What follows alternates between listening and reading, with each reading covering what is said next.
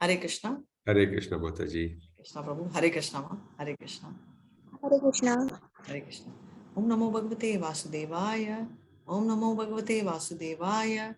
Om Namo Bhagavate Vasudevaya. Hare Krishna. Om Ajnanatimurandasya Nananjalakchalakaya Chakshurunmilitam Yena Tasmai Shri Guruve Namaha.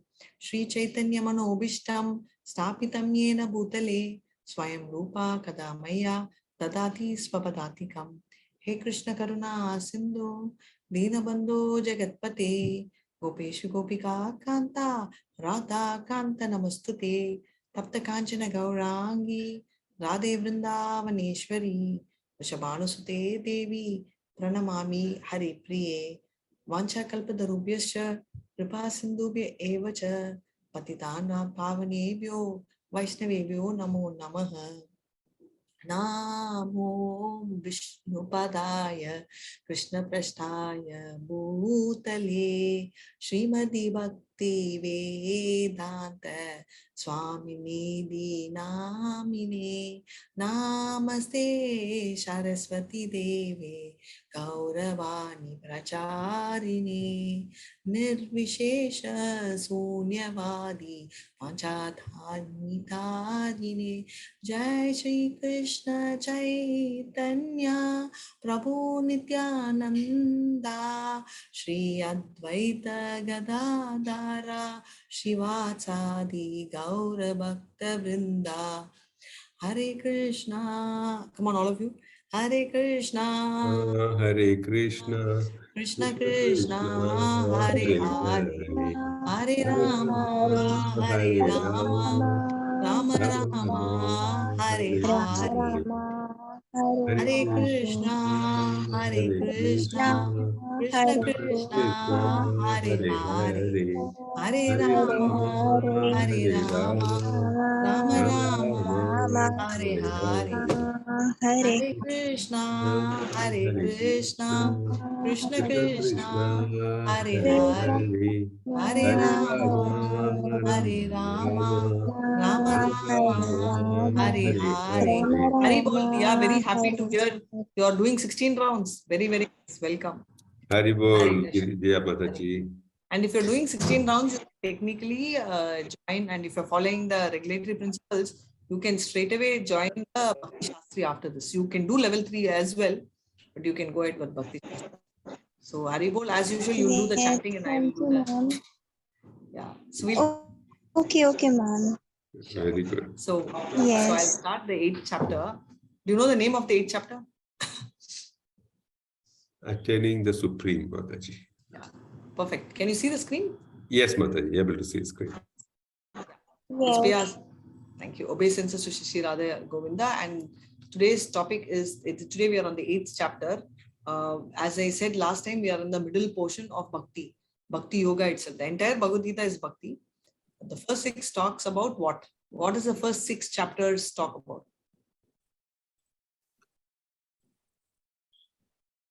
Generally. You don't have to be right, but you can at least try. What does the first 6 chapters talk about? Prabhu, can you tell? Yeah, Mataji. First 6 talks about Jnana, Mataji. Last 6 talks about karma. Talks about the karma. Yeah. Perfect. The first 6 talks about karma, right? So eventually both are a bhakti only. Like how do you reach bhakti via karma is the first 6. Last 6 is through jnana. Yeah. And the 6 is the actual sandwich, right? The sweet part is the middle 6 and we are entering the 8th chapter. Yeah. So the 7th chapter we saw the various energies of Krishna, right? So we saw his internal energy, external energy, and we are talking about jivas. And all living are the Tadakshati, which is the marginal potency of Krishna, right? So that is what we saw in so far. So now we are going to see in the 8th chapter a slight extension of this. Now we know about the energies of Krishna. We have complete knowledge of Krishna. Chapter 7 and 8 is called the confidential knowledge of Krishna, right? So we will highlight more of the Paramatma feature here. What are we talking about is, we know about Krishna, and what is the purpose of knowing about Krishna is what we are going to see here, which means the purpose of knowing about Krishna is to remember, right? So from 1 to 4, Krishna will be answering a lot of questions, right? So the first 1 to 8 is going to be a little challenging because it's a lot of technical questions. And all the questions he'll answer, right? First 8.1 will be all questions. And most of the questions except one, Krishna is addressing within the next 3 slokas. So 8.5 to 8.I is talking about remembering Krishna at the time of death, right? And what is the purpose of remembering and how? So 8.9 to 30 talks about how we'll remember. And all this is going to be mixed. First 5 chapter and the first 6 chapters of Bhagavad Gita, last 6 chapter connects, karma, jnana. All these are not like pure bhakti, they are like mixed. So the moment you use the word mix, it's called Mishra. Mishra means mixed. So now 14 to 16, they're going to talk about pure unalloyed devotional service, and we'll see what it is.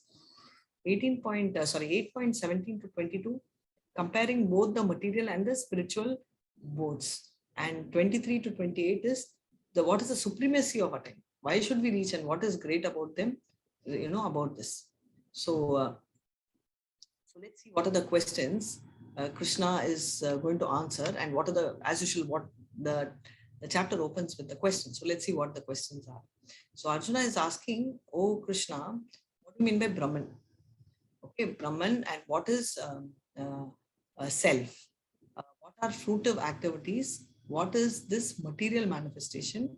And what are demigods? Please explain. So this is what he's saying. And he also adds more by telling how and where the Lord of Sacrifice, who's the Lord of Sacrifice? How does this Lord of Sacrifice live in the body? Where does he live? Which part? Right? How can they be engaged in, how can those engaged in devotional service know you at the time of death? Because everywhere we are talking about, you should think of Krishna. So he's telling that how, just because somebody is engaged in devotional service, how do you think, you will connect to Krishna? So he's mentioning that. And why does he call him Madhusudana is, Dia, this is homework for you. Check and tell me next class why, Krishna is addressed as Madhusudana here. Now, why is that? Because he killed the demon. Not bad. Super. Thank you so much. Yes, he did kill the demon. So he's called Madhusudana. So now 7.29 and 30, we saw 2 shlokas. You want to go ahead and chant Hare Krishna? Yes, ma'am. Ma'am, this is from 7. Can you see the screen? Adhyay, right? Can you see the screen? Yeah, 7.29 and 30. Yes. Jara marana mokshaya mamashritya yatanti ye te brahma tadvidu krutnam madhyatmam karma chakhilam. And 7.30 also. Yes. Yes, ma'am. Sadhi bhutadhidaivam mam sadhi adnyai cha ye viduhu prayana kale picha mam te vidur yukta chetasaha. Hare Krishna. Hare Krishna. Hare Bol. Very nice. Thank you so much. So now can you see the ones in the blue color which are highlighted? One talks about Brahma. Another one talks about Adi Atma. Bhuta, you leave the first half. Second one, Adi Deva. And Adi Yagna and Prayana Kale. So of this, Prayana Kale means at the final stage, towards the end. So these are the questions which he's asking, because he sees a lot of technical terms in 7th chapter. So this arises a lot of questions which Krishna is going to answer. So in one pager, right, the question and answer is there, but we're going to see the entire thing today. But just for now, this one pager we'll see. So Brahmin is a spirit, right? So Jiva, they're talking about the indestructible living entity. So Brahman means what? They're talking about us, right? That is the Jivatma. So now you'll be thinking, oh my God, then why Krishna? Is he not the Brahman? Yes, he's the Parabrahman. So the reference of Brahman here, in this context, he is talking about us only. That is the living entity. And why is he calling the living entity is eternal and indestructible? Because even the soul by itself is eternal, right? So that is why that is given. Now, Adi Atma. Adi Atma is controller of the body. So who is a controller of the body? The self, right? The Jiva. Who will control the body? Who is going to make me take a glass of water and drink, or take the bottle and hit someone, right? I am the one who is going to control my body, right? My actions, I am going to control. So therefore, the nature of the Jiva. That is the self, right? Now, karma very beautifully is defined. So can you explain karma before we see the one in the table? What is your understanding of karma? Ma'am, actually Yes. the three modes of nature, Yeah. whichever mode of nature is in greater extent in our body or our material body, so it influences the work we do, the kind of work we do. Like Yeah. for example, if the person is tamasic, more in the mode of ignorance, then he usually sleeps, is in ignorance, and does Right. not do any work. While if he is in the sattvic nature, the mode of goodness, then he does involve in spiritual activities. So, according to the three modes of nature, whatever actions we do, there are karmas. Very nice. You gave very beautifully, you explained. So according to the three modes, you do a particular action and you incur a karma. And therefore, because of that karma, what happens in your next birth? You suffer its results, Yes. How? pap and punya, we say. Pap and punya by Yes. getting a body, right? You get a body suitable for that.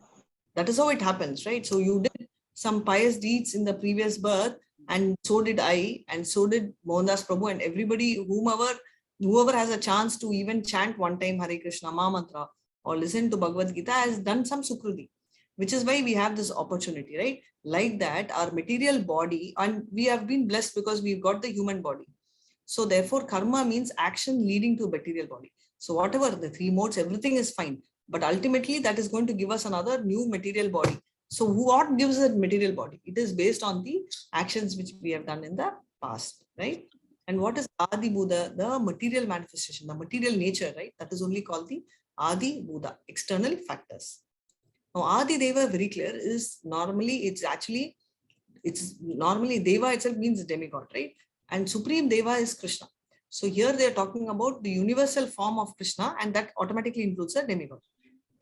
And Ayadi Yagna. Here Adi Yagna means Paramatma, right? Yagna means sacrifice. And who is the enjoyer of sacrifice? There are two people who will enjoy sacrifice. One I told is Paramatma, Krishna. Do you know who is the other Yagna Purusha? Who is the enjoyer of the Yagna besides Krishna? Normally all yagnas are done for him. Which devata or which demigod?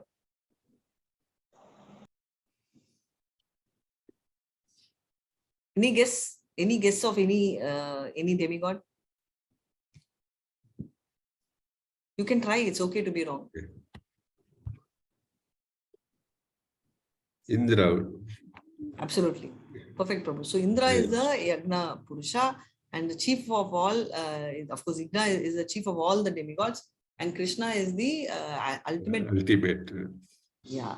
And where does the Adi Yagna reside? In the heart, right? Because it resides in the heart. Yeah. Do you recall the size of the soul, Dia? Yes, ma'am.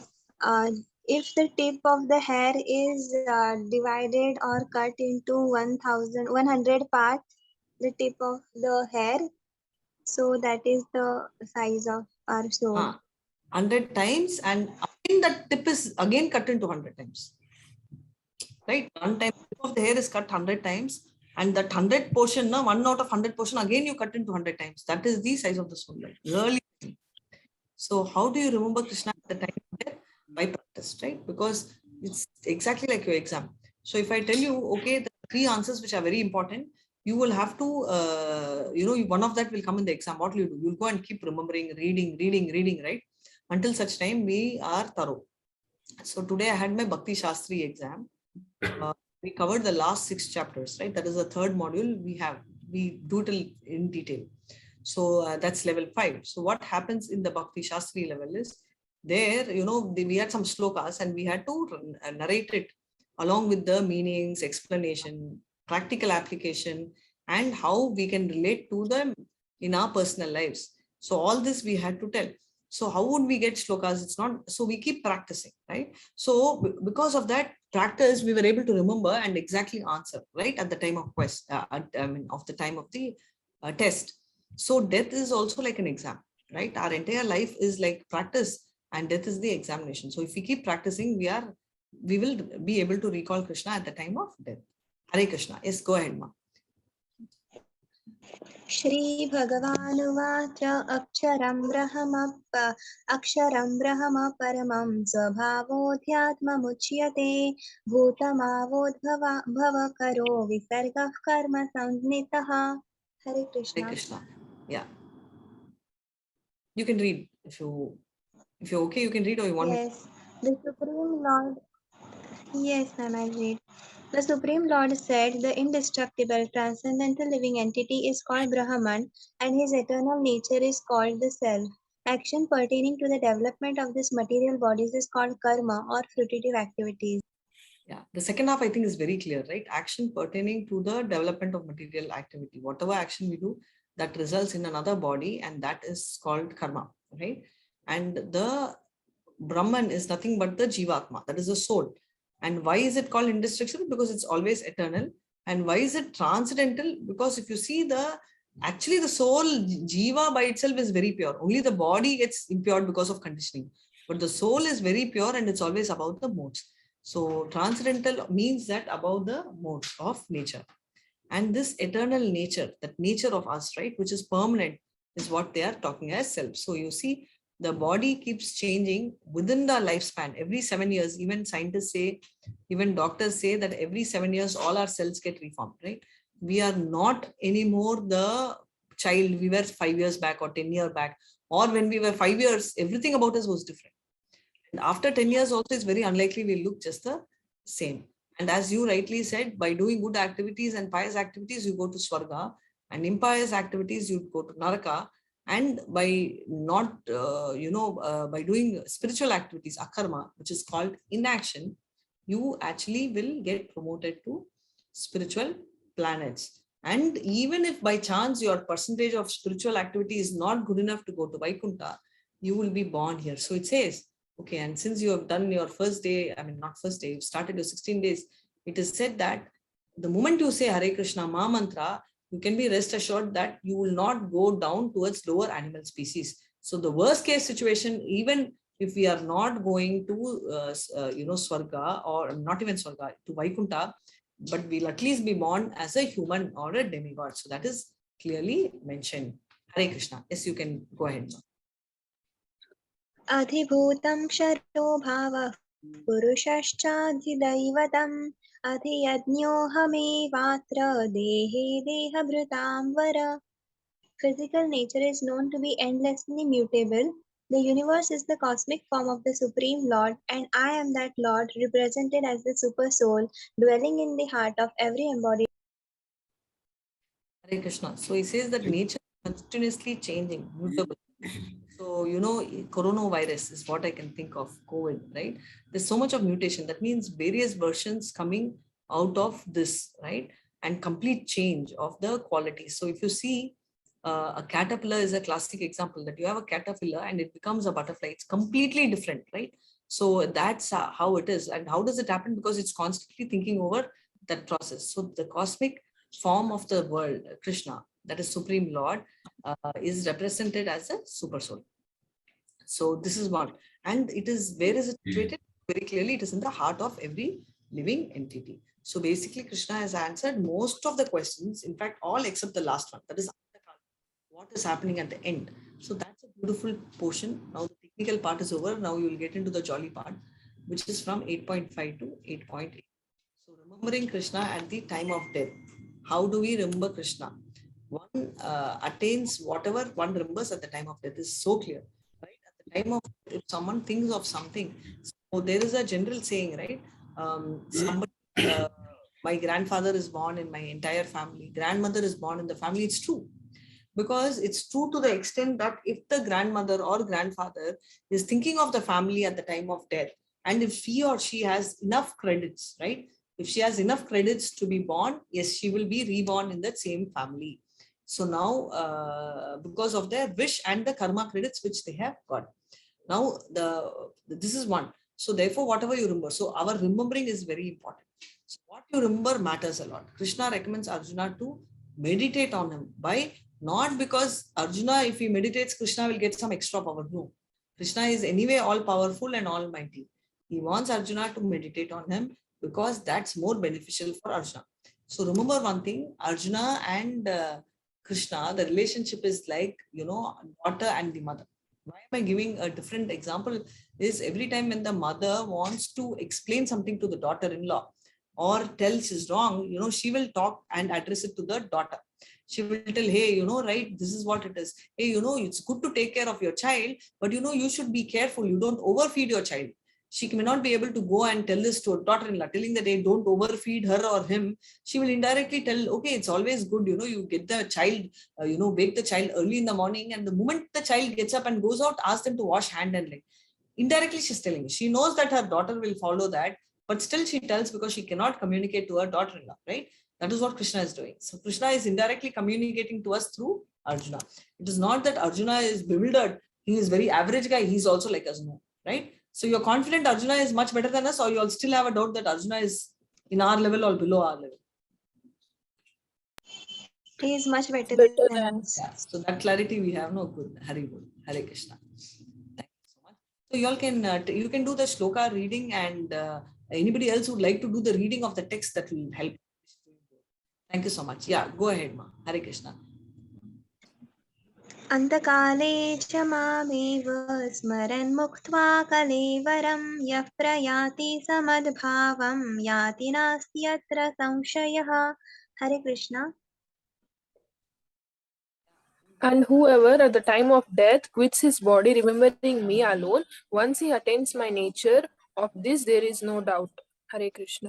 Hare Krishna. Thank you so much. At once attains my nature. So what he is saying is, whoever. So this picture, can anyone tell me who? What are they talking about? Bhishma.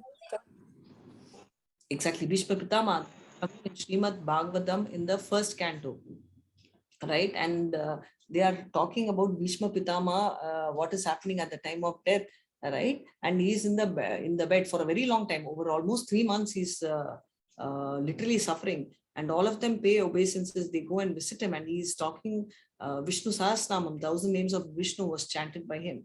And Krishna was there, and he wanted to have the feeling, and he wanted to see the Narayana form, right? The Vishnu form, the 4-handed Narayana form. And therefore, Krishna does give him darshan. Look at Bhishma, so lucky, right? So he's having Krishna right before him. And therefore, he enters Vaikuntha in that form. So that is whatever you think, that is what Antakale chamam evam. Whatever at the Antakala means final time. Smaran mukta kalevram. Whatever you're thinking is what you will reach. So very clearly he's saying. Now, this is a very nice story. I am sure all of you will know. So this is the story of Yudhishthira Maharaj when they are in Vanavas, right? So they are all in the forest, and each of them go and drink water, and each of them actually die. What happens? Each Pandava, when they are dying, they don't appear as if they are dead. So the next Pandava who comes thinks that, oh my God, my brother is resting. Let me drink water. I'll also rest. So this is what happens. And finally, Yudhishthira comes and he asks, and there is this, the water, not really, I can't call it a demon. It was none but Dharmaraj, who comes as, do you know the name of the guy? It's called Yaksha, right? So he is in the name of Yaksha, and he asks him 100 questions. And one of the questions which Yudhishthira, is asked, he asked him, what is the most stunning or the most surprising thing? And that is this shloka, Hare Krishna. Ahanyahani bhutani gachanti hayamalayam sheshahastavaram icchanti kimascharyam athaparam. Hundreds and thousands of living entities are meeting death, right? But a foolish living being nevertheless thinks himself, everybody thinks they're deathless. You notice everyone, not only deathless. I'll take a small example of COVID.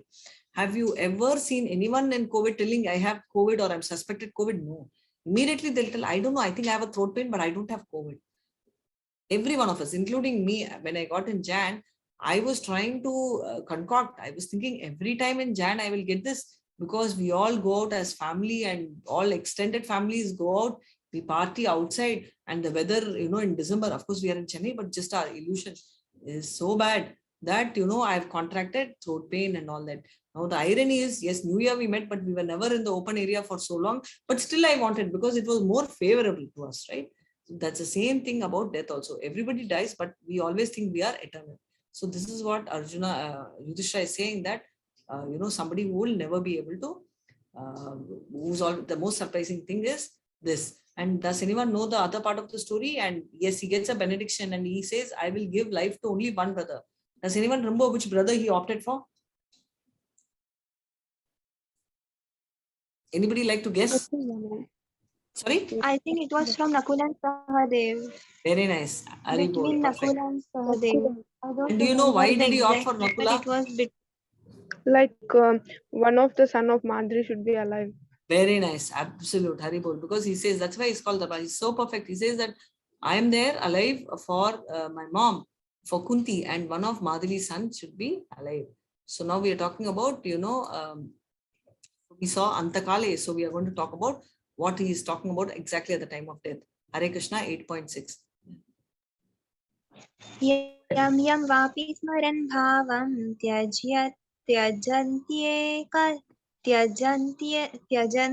त्यजन्त्यन्ते कलेवरं तं तमेवैति कौन्तेय सदा तद्भावभावितः.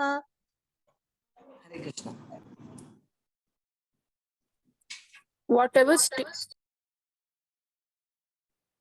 Whatever state of being one remembers, when he quits his body, that state he will attain without fail. Hare Krishna. Ante Kalevaram. So whatever yam yam vapi, whatever you are thinking at the time of death, right? Ante Kalevaram, at the end. Tam evaiti kaunteya. That is exactly what you will achieve, right? Without fail is what he is saying. So do you all know the story of Bharat Maharaj and what happened? Does anyone know the story of Bharat Maharaj? So do you know who Bharat Maharaj is? Mataji, like Bharat Maharaj takes the form of deer in next Exactly. verse. So who is he? Perfect. The answer is correct. But do you know who is? No, Mataji. Entire Bharat Vansh we call is named after this Bharat Maharaj only. And he is the son of Rishabhadev. So this will come in Srimad Bhagavatam and you will read this in the 4th canto. So who is Rishabhadev? Rishabhadev is the incarnation of Krishna himself and he has 100 sons and his first son is Bharat Maharaj. He is an extremely, so 11 of his brothers become Paramahamsa, which means advanced stage of sannyasi, and 9 of them take up sannyasi. And he takes up the kingdom, and at a very young age, at the age of 24, he will leave his kingdom, family, beautiful wife, and decide to take sannyasa.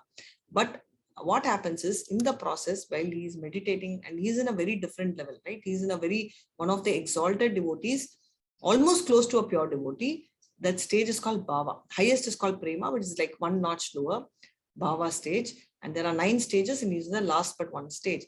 So what happens is he comes across a small, a pregnant deer, which is being chased by a lion. And it is trying to cross a lake and it delivers the child and dies there. And immediately what he does, he goes and saves that small one. And then he brings it to his place and starts taking care of that particular so that particular thing, and he does yagna, but his mind focus, everything is on the deer only. See, can you see, he saves a small deer, brings it here, and he is constantly thinking only about the deer during the yagna. His mind is completely gone. So what happens is, one day the deer didn't come, he starts thinking, oh, maybe I'm not a great owner, or maybe the deer didn't have confidence that I'll take care. Maybe I should start looking out. And he goes in search of the deer and falls off the cliff and dies thinking of the deer, and therefore becomes a deer. Right? So this is one half of the story, and I'll tell you what happens. I'll tell you that he's born as a deer, but he remembers, right? So that's the thing. Krishna gives remembrance and he gets remembrance and therefore is now reborn as deer and immediately goes back to this place to start continuing whatever is left. And what happens after that is what we'll see in the next story. This sloka I'll chant. Hare Krishna 8.7. Tasmat sarveshu kaleshu mamanushvara yudhya mayar pitamano buddhir mame vaishyasya samshayah. Tasmat sarveshu kaleshu. Tasmat means therefore, and therefore means that they have already spoken something, right? So this is a continuation sloka. The first thing, what happens, antakale chamam. So at the final thing, whatever you think, I'll become. Yam yam vapi smaran vavam. That means Therefore, what you should do, yam yam vapi means, so this is a continuation, right? Whatever you remember, you will reach that state. So it's a continuation from here. Whomever you think, you will become that. Whatever you state you think, that state you will attain. Therefore, every time think of me, because we don't know when we will die. So the simple answer to it, all the time you keep thinking of me, which is what he's explaining to Arjuna. Yes, go ahead with the text, Ma. Hare Krishna.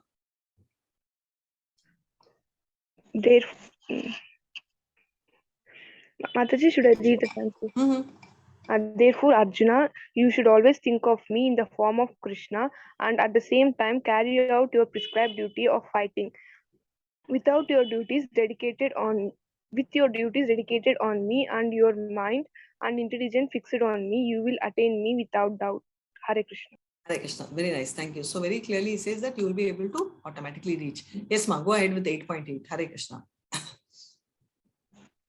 अभ्यासयोगयुक्तेन चेतसा नान्यगामिना परमं पुरुषं दिव्यं याति पार्थानुचिन्तयन्. Hare Krishna. Hare Krishna. Okay. This one you can. Yeah, no problem. So what he says, whoever meditates and constantly, right, engaged in him, automatically will reach him, is what he says. So clearly, why is this so important is remembering Krishna is very important. And refutes inactivity means Krishna consciousness is not inertia. It is not that you just sit and don't do anything. You have to be doing devotional service, right? How do you practice devotion? By doing service to Krishna. Like you chant, you're in action. You cannot be like not doing anything and run away. So anything like going to a forest and all that, because you don't want to do the present work, or you don't like the work, doing that is not right. Because we saw that, right, in the 3rd chapter. That's called Mrityachara. And so you have to keep your tongue and mind under control. How? By engaging in Krishna's service. Like how the caterpillar constantly meditates and becomes a butterfly, we also will become a hardcore devotee. Right? What is the importance of Purusha? Because Krishna is the real enjoyer. We are all small Purushas, but Krishna is the original Purusha. So this ends the 2nd session and we are moving to the 3rd chapter, remembering Krishna. How do you practice and remember Krishna? And this one is mixed way. Pure we'll do in the next session, but currently we are going to talk about the mixed way of devotion. Yes, go ahead, Ma. Hare Krishna. Kavim पुराणमनुशासितार मनोरणीयां समनुस्मरेद्यः सर्वस्य धातारमचिन्त्य रूपं मादित्यवर्णं तमसः परस्तात्. Hare Krishna. Thank you so much. He says one should meditate on the Supreme Person, right? Because he is the oldest. Puranam, right? Puranam means he is oldest. Anushashitar, and controller, right? We've always said that, he's a controller. Anu means follow. But in this context, here he is talking from a controller point of view. Achinta, inconceivable. All these qualities we'll see in the slide in one line. It will be easier. Kavim means he's a knower of everything. Puranam, I told, is the oldest. Anushwaram, controller. Anor, Ani, Yam, Yam, smaller. Like he's smaller than the smallest. How? He goes inside the, he's residing next to the super soul. So his size is next to the soul, his size is very, very small, right? Dhatharam means he is a maintainer, right? We know he is taking the form of Vishnu and he is maintaining. And Rupa means he's a person. He has a point. Achinta means inconceivable. So if you can't conceive, if you can't understand Krishna, why are we reading? What does, can anyone tell me what does Achinta actually mean? Inconceivable is fine. You don't understand. Then how do we conceive, how do we understand Krishna if he's inconceivable? Aditya Varna is luminous, right? He's very bright. And Tamasa means he's beyond the material modes, right? So I'm coming back to Achinta. That is why our philosophy is called Achinta Veda Abeda philosophy. Inconceivable philosophy, right? Veda means different and not different.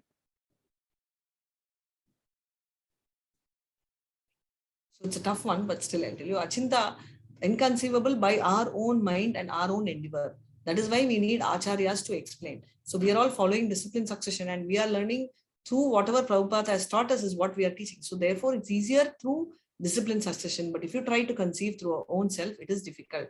Can anyone tell me Brahma, who is he thinking about?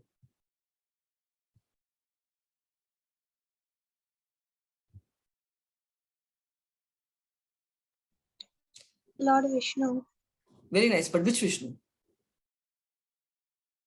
Garbhodakshaya This is Shirodakshaya Vishnu. Because Garbhodakshaya will have Brahma from the stomach. Na?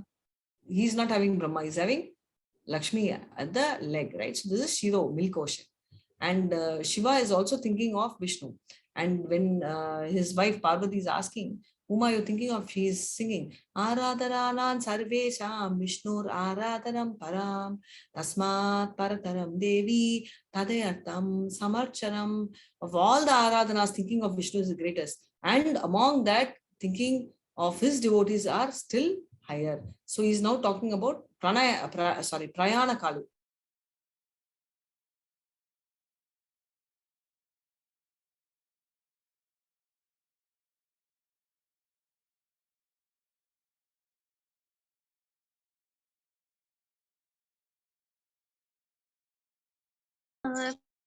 Satam param purusham divyam. Yeah, so this is talking about yoga. We read in the 6th chapter, right? Whoever is focusing on the Paramatma by, focusing on the life air between the eyebrow, right? And engages by remembering, automatically will reach the Supreme Person. And he is talking about 3 levels of realization. Do you recall what are the 3 levels of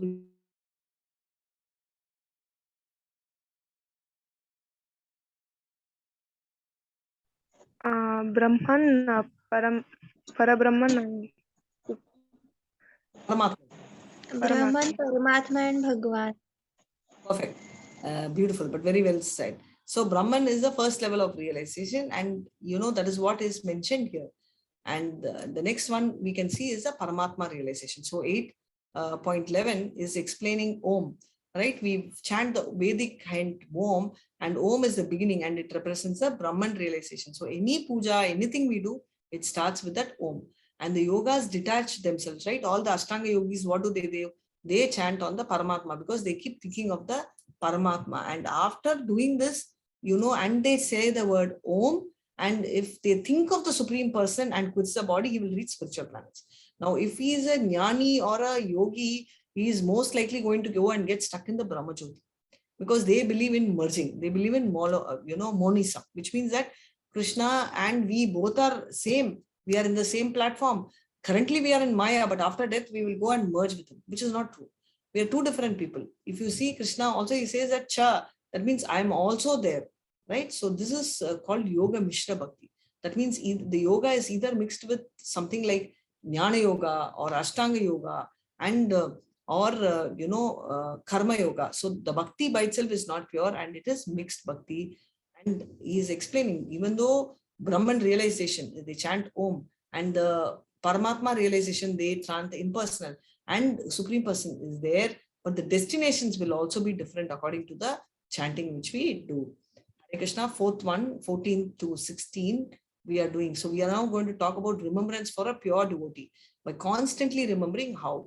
8.14 Hare Krishna, Ananya Cheta Satatam Yomam Smarati Nityasaha Tasyalham Sulabam Partha Nityayuktasya Yoginaha. Hare Krishna. Yeah, you can read this one. For one who always remembers me without deviation, I am easy to obtain, O son of Pratha, because of his constant engagement in devotional service. Hare Krishna. Say Hare Krishna. Thank you so much. So he's saying for someone who's always remembering me without deviation, very easy to obtain. So you don't have to put any efforts. You just have to focus on me, is what he is saying. And he will continue this. 8.15 Hare Krishna. Mamupetya punarjanma dakhalayam shashvatam napnuvanti mahatmanas samsiddhim paramam gataha. Hare Krishna. Hare Krishna. Yes. After attaining me, the great souls who are yogis in devotion never return to this temporary world, which is full of miseries, because they have attained the highest perfection. Hare Krishna. Hare Krishna. Thank you so much. Dukalayam Ashashvatam. So he says that Dukalayam Ashashvatam means it's a temporary world and they will never be able to, they will never, they are already reached the highest perfection, so they'll never come back, is what he is saying. He continues now in 8.16. Yeah, go ahead and read, Ma. Hare Krishna. ब्रह्मभुवनान् लोकाः पुनरावर्तिनोऽर्जुन मामुपेत्य तु कौन्तेय पुनर्जन्म न विद्यते. Hare Krishna. So all of us know that in earth there is a lot of problem, no doubt, right? Always fighting. Now COVID war, some other wars, First World War, Second World War, we don't know when Third World War will come. Now hell is painful, there is no rocket science. Now what about heaven? It is not as rosy as we think. So if you see, even in the heaven, you have constant fights, which is what is shown here. See, Shiva is running, Indra is running. Here the picture you see, Indra is running, taking the help. Everywhere, there are constant fights, right? So there is complete tension throughout. We are moving to the last but one, which is the fifth one. What is he doing? He's comparing the material world and the spiritual world, right? Because why? Because we are currently in material world, and why should we go to spiritual world? Only when we know that it is better, we will want to go. So we need to understand that, right?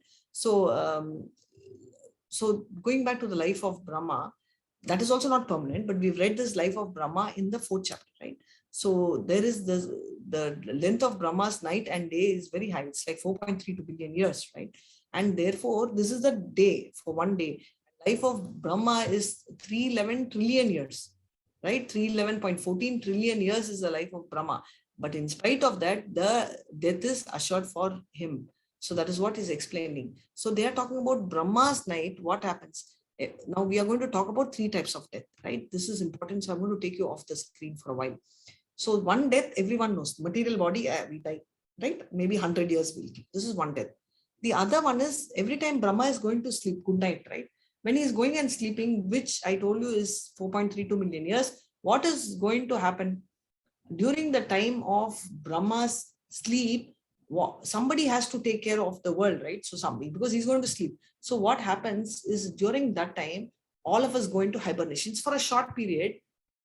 That is first level of death I told you is natural death.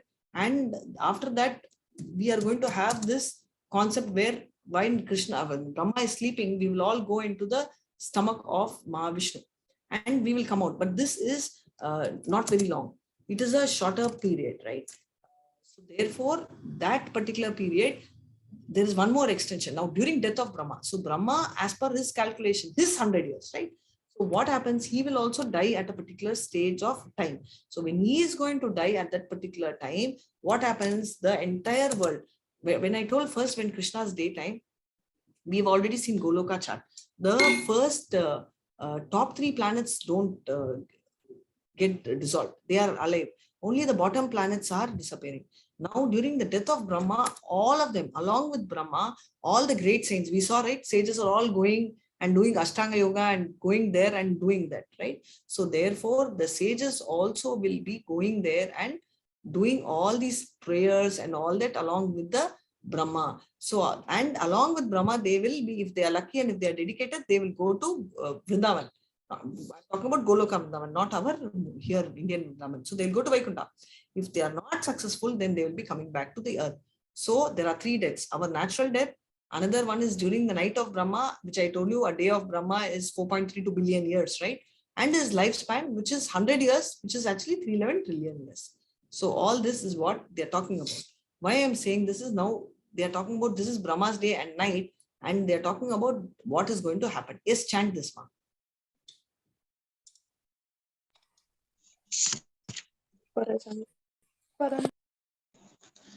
परस्तस्मात् तु भावोऽन्यो व्यक्तो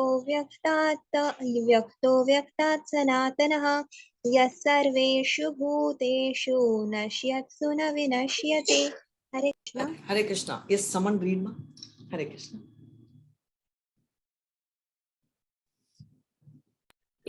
Yet there is another nature which is eternal and is transcendental to this manifested and unmanifested matter. It is supreme and is never alienated.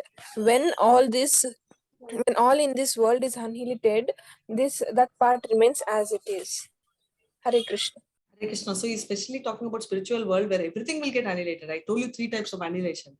This alone permanently stays. So that is what he is trying to highlight. So he is saying this unmanifested, that is only called pradhana. It's another name also. The unmanifested, right? Before we come here, And here they are talking about Krishna, right? The Supreme. So what are they talking about? This particular thing which we cannot see from here, it's a supreme destination which is there, which is called the Supreme Abode. And that always permanently stays. And that is explained also very beautifully by in the scriptures. And 8.22, what they say is, the Supreme Person, right? He's the greatest. And that can be achieved only by pure devotion. Not even demigods. Why? Because demigods also want the power to rule. So they are not pure devotees. They are powerful devotees, but not pure devotees. So Krishna has given them power because they want management. But they are not going to go to the abode. But they will still, if they do their demigod worship, and if demigods also worship him and follow the process, they will also go to that abode. Absolute nature, we saw it's very different, but the abode is not different from him. And obviously, the person who reaches there is free. When we go there, we will qualitatively be same as Krishna. The quality, not quantity wise, but we will also get the same opulence. Infallible, so very perfect, unlimited bliss, right? There's no, like if you take 10 gulab jamun, you'll get irritated, right? It will be very satiating. So you feel, oh my God, I've overdone. But this one is unlimited. It will go on. And so all this unmanifested, is transcendental, above the modes, is supreme destination. And once you go there, nobody returns. So that's what he's concluding. Now, coming to the final part of it, section 23 to 28, the supremacy of devotion in attaining the Supreme. So he's talking about how do we do through Nishra, that is mystic yoga, and how do we achieve through bhakti, right? Two things which he is talking about. Yes, ma, go ahead, Hare Krishna. यत्र काले त्वनावृत्तिं मावृत्तिं चैव योगिनः प्रयाता यान्ति तं कालं वक्ष्यामि भरतर्षभ. Hare Krishna. Hare Krishna. So he's telling, now I will explain the different times, right? We don't need to really get in depth, but just for your understanding, there are various times. This is not applicable for a devotee, but there are two broad divisions. One is broad light, right? And during the 6 months, right? On the, of your 12 months when the sun is moving towards the north, very technical, so you don't have to get through this, but I'm just broadly explaining it to you. During, the light season, when you call it sign, it means that the sun is very powerful. And then the sun is traveling towards the north. That means throughout there is so much of sunlight. During that time, that 6 months, right? If someone dies, and that too during the, we have waxing, right? The full moon, as the moon is going up bigger, that time someone dies, they will reach the Supreme Abode, right? This is one story. Now there's a reverse, right? The smaller moon becomes, right? No moon day, we say that one. Or the second half when the sun is fading, and also during that time, this is the next 6 months, it is called, people, they say that you won't reach. But for whom this is applicable, first set it's applicable for jnanis, and the second is applicable for the karmis, right? Let's see this. For yogis and jnanis, they have to die in the light to attain the Brahmajyoti, because their target is that. For karmis, if they die in the darkness, they achieve Hare. So bang opposite. Why? Because yogis, they will be praying everything in the night. If you see, the night for them is day for us, and the day for us is night for them, right? So they are more into practicing all that. So for them, only when they are in daylight, they will reach the Brahmajyoti, and vice versa for karmis. And for Krishna Bhaktas, we don't have to bother, right? We have started chanting, and for us, anytime Krishna Loka is ready, night, day and all, we don't need to break our head. Hare Krishna. Yes, ma, go ahead. नैते श्रुति पार्थ जानन् योगी मुह्यति कश्चन तस्मात् सर्वेषु कालेषु योगयुक्तो भवार्जुन. Hare Krishna. Hare Krishna. So he says that although, so he's very clearly explaining, the devotee knows the true path, he is not bothered. We also have learned, but we don't lay so much of stress because we know very well our Supreme Abode is guaranteed. So therefore, we will not bother at all. So let me do the 8.8. Hare Krishna. Vedeshu yatneshu tapashu chaiva dhaneshu yat punya palam pradishtam atyeti tat sarvamidam viditva yogi param sthanam upeti chadyam. Hare Krishna. Yes, you all can read, ma. Sai or anyone. Hare Krishna. A person who accepts the path of devotional service is not barefoot for the results derived from studying the Vedas, performing austere sacrifices, giving charity, or pursuing philosophical or fruitive activities. At the end, he reaches the Supreme Abode. Hare Hare Krishna. Krishna. So we call ourselves devotees. Tell me, of the 700 slokas, how many do we know?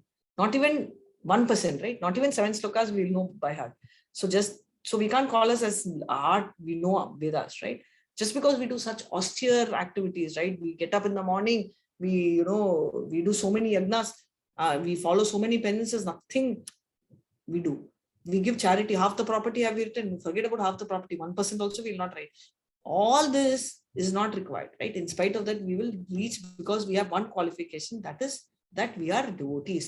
So very clearly now a quick summary is Krishna is answering all the questions, which are the 8 questions which Arjuna is asking.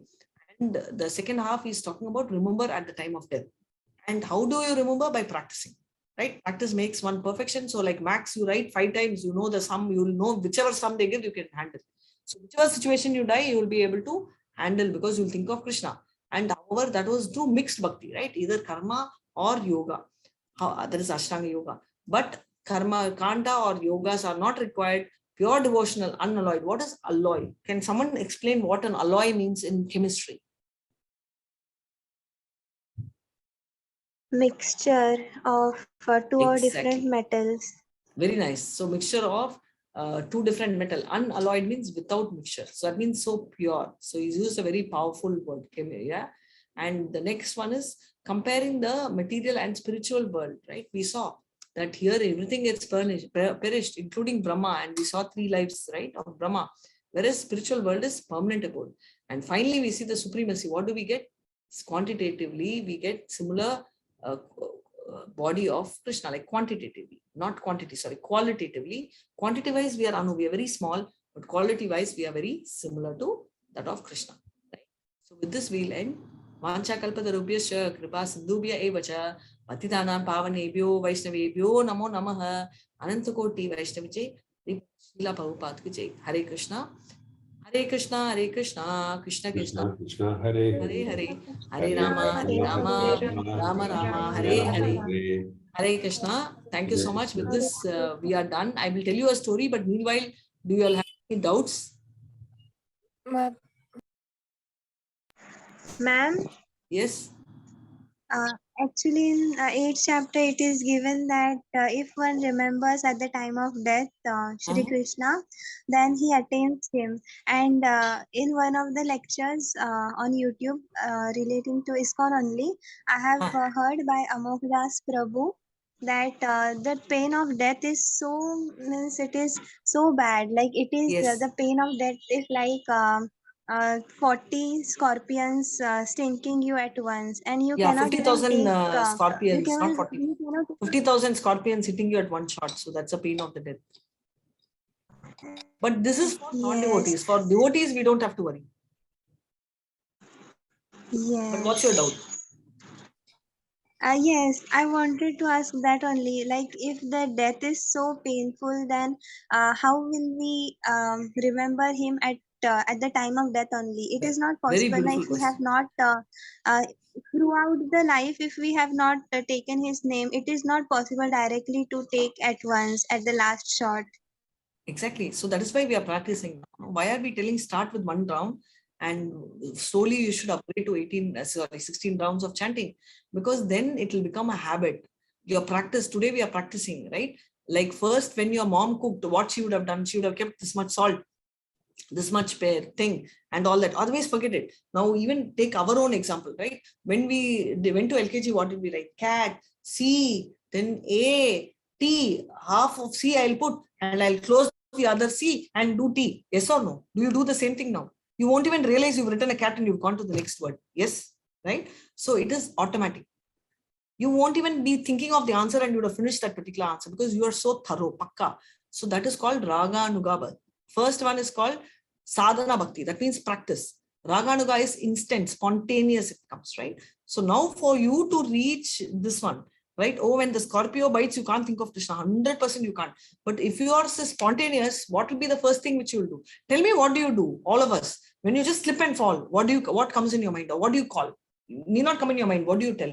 If you slip and fall and you're hurt, what comes? What do you tell? We'll call our mother. That, right? You tell ma, amma, or some of them tell ayu, whatever. Something comes. We don't keep quiet, right? Something comes. So now automatically if Krishna comes, what happens? You get my point? Automatically we will go to the abode, whether it's coming out of your mouth or lip and all, Krishna will not bother. Now you will tell, okay, Mataji, what if if it doesn't come? Doesn't matter. That is why we are practicing so much that naturally Krishna will take care.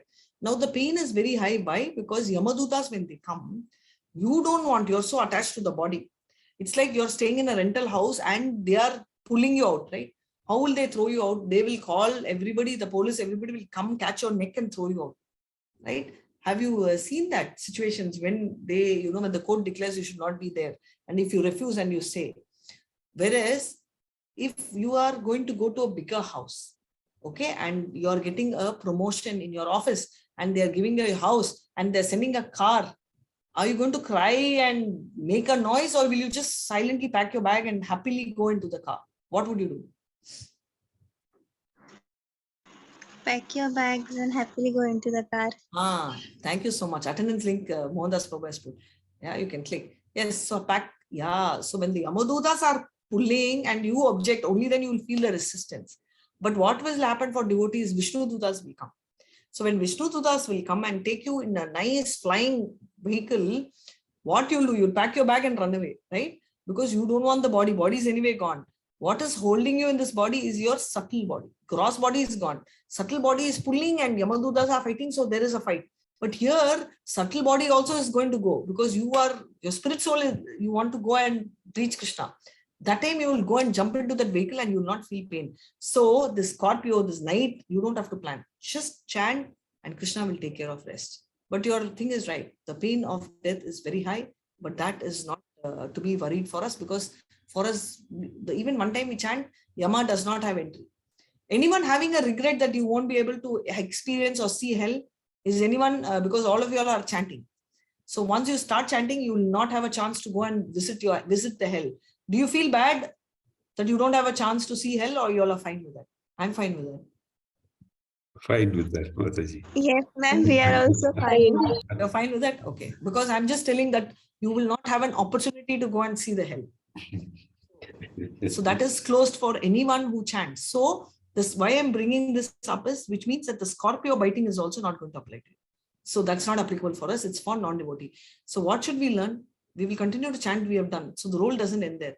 Let's try and see how much ever we can teach others. Teaching, when I say, I don't mean that you take the Bhagavad Gita and teach. No.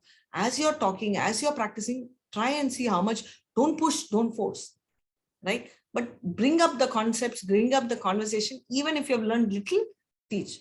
So Prabhupada tells this very nicely. He says, someone asked, how much should I preach only after learning? He said, yes. How much? He said 2 lines. You learn 2 lines and preach 2 lines. You learn 2 lines and preach 2 lines. That's all he's saying, right? So it's a point which you should never forget, that you should all try and preach. So again, I'm telling you, you don't have to necessarily come take class where I have time. I will preach after. No, you can preach to anyone. So just start and then you can go ahead, right? So this is something which I thought I will share. Hare Krishna. Any other doubts? Do you all have any other doubts? If there are no other doubts, I can tell a story, but I'll just wait for you all to confirm that. So much of silence. 1 second. Let me just, I thought I opened the story folder. No doubts, Mataji. No doubts? Okay. So I'm just going to talk about, I'll tell you so of what I was telling. Does anybody, do you all know the story of Amrish Maharaj? Okay. Do you all know this name of Durvasa Muni? Anyone heard the name of Durvasa Muni? Yes, Mataji. Yeah. Yes. So we are going to check out the story of Amrish Maharaj. And Amrish Maharaj is a very, very, very, very exalted devotee of Krishna, and a very, very, very rich and a popular king. So what does he do is, he strictly follows Ekadasi every year. And at that time, we have this Durvasa Muni who visits. Now he is visiting exactly the day after Ekadasi, which is Dwadasi. And he is supposed to break the fast. So that is our king. So Durvasa Muni says he will just freshen himself and come, but he deliberately goes and he has a very crooked plan.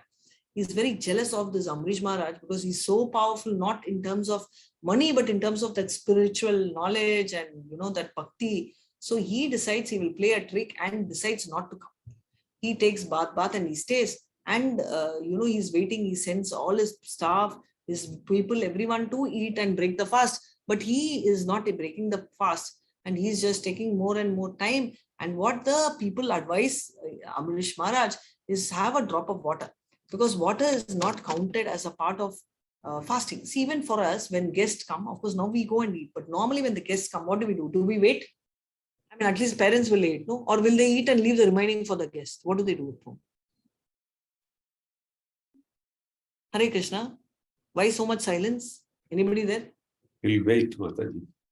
We'll wait, right? So likewise, he's supposed to wait. But drinking water we'll drink, right? Even if the guest is coming half an hour late, we will not be, okay, I will not even take a drop of water. No. We will take water. So the guests, the Brahmanas are telling Amrish Maharaj, please have a sip of water, because water is like breaking the fast, at the same time not breaking the fast. Now, when Durvasa Muni gets to know this with the spiritual thing, he gets so angry and he comes there and sends his fire demon to kill him.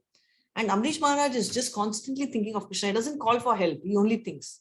Do you understand the difference? He's just thinking of Krishna, and immediately Sudarshan Chakra comes and chops him.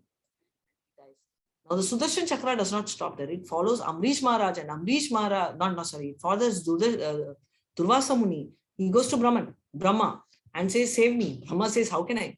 I am a secondary creator. I can't help. And he goes to Shiva. And Shiva says this, right? Oh my God, Sudarshan Chakra is from Vishnu, Krishna. I can't do anything. And he goes to Vishnu. Now, what should Vishnu tell? What would Vishnu tell? Will Vishnu help him or no? Any guess? You can guess. You can just tell yes or no. There is no minus marks. Yes. Even I thought he will say yes, but Vishnu says, I don't have control. I can't do anything, right? Sudarshan has taken a call. So this he does just to teach Durvasa Muni a lesson. And this, by the time he goes, remember, we just read the life of Brahma is so long. Entire thing was 1 year, and Amrish Maharaj is waiting for him, right? Without eating. And what happens is he comes and falls. Vishnu says, I can't help you. I have to go back to my devotee, because Sudarshan is my devotee and he can't tolerate Vaishnava Apadar, which means Aparad means insulting a devotee. Vaishnava can't take it. So he comes and falls on the feet of Amrish, and he understands then. And Amrish prays, telling that if you really think I'm sincere, please forgive Durvasa Muni, because he's an exalted devotee. This is the heart. What we would have told, hey, Sudarshan, good work. Chop his hand at least. Yes or no? Forget him, don't chop his neck, but just chop his hand or chop his leg. He needs to suffer. He should know. I should teach him a lesson. Our thoughts are like that. No, this is the difference. Look at Amrish Maharaj. He's so down to earth, and he says that, please, ensure that he is not suffering. So that's the speciality of any devotee. So this shows very clearly that Krishna, irrespective of power, right? Durvasa Muni is very powerful. Irrespective of whether the person is powerful, powerless, he doesn't care. He is trying to help whom? His devotee. So he is taking care of the devotee. So scorpion biting and all will not happen. Such a situation itself, when Sudarshan Chakra is coming and helping, Sudarshan is the greatest devotee of Krishna. So we don't have to worry. Krishna will take care. Right? So with this, I end the chapter. And you have any doubts, you can ask. Otherwise, we will meet. Next Sunday is Radha Ashtami. So can we meet on Saturday, if that's okay with all of you? Yeah, most probably Saturday, and just keep watching the messages from Mohan Das Prabhu. Hare Krishna. Anything else? Yeah, that's right. So 31st, anyway, nobody has, we all don't have class. We may not have, regular classes will be there. So yes, it's Vinayaka Chaturthi.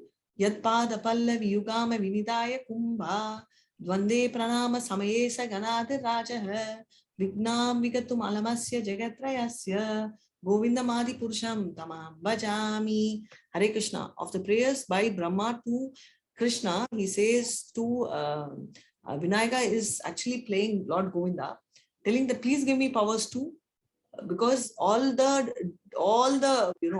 people are suffering in all three worlds. please give me power so that I can remove the obstacle. So the Pulyar, Ganesha, Lord Ganesha is praying, Govinda, who's none other than Krishna, to give him powers to remove the obstacles. So anybody has obstacles in any of the devotional service, yes, Vinayaka Chaturthi is coming and you can request Vinayaka to remove obstacles. Instead, don't go and tell that, okay, get me more marks, get me more dresses, get me more money, not right. So Ganesha, you can actually pray for removing the obstacles towards bhakti. So wish you all a very happy Ganesha Chaturthi, and the next weekend will be Radha Ashtami, so we'll meet on Saturday. Hare Krishna. Hare Krishna, Mataji. Hare Krishna. Hare Krishna. Hare Krishna. Hare Krishna.